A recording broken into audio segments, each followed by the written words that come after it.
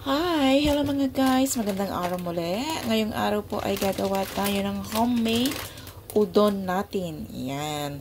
Yan. Magluluto po tayo ng ating soup base. Ito po ang aking nilagay. Like 2 or 3 cups of water. Depende po sa dami ng iyong lulutuin.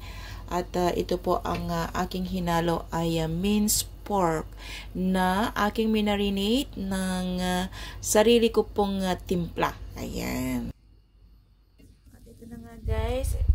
Nagawa tayo ng soup muna, no? Ayan. Using our ginawa kanina na minced pork na minarinate natin ng soy sauce, sugar, at saka konting cornstarch. Nag-blanch din tayo ng gulay. Lalagyan natin yan mamaya pagkatapos. At nag-boil tayo ng itlog. Ilalagay din po natin yan. At saka spring onion. Sa ating soup po, maglalagay tayo ng 1 tablespoon na soy sauce.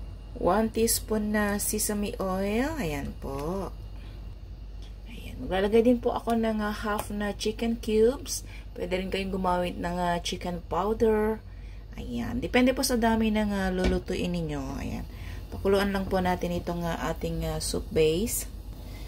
At maglalagay din po tayo ng patis. Kung wala naman po ay pwede na rin asin, no?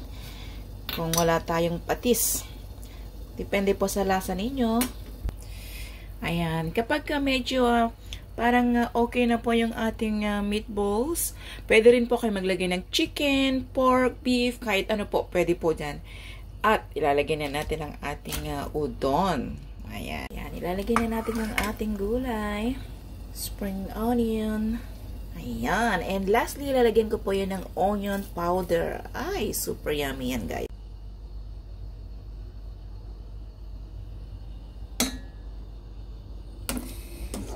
Lagay na po tayo ng soup niya.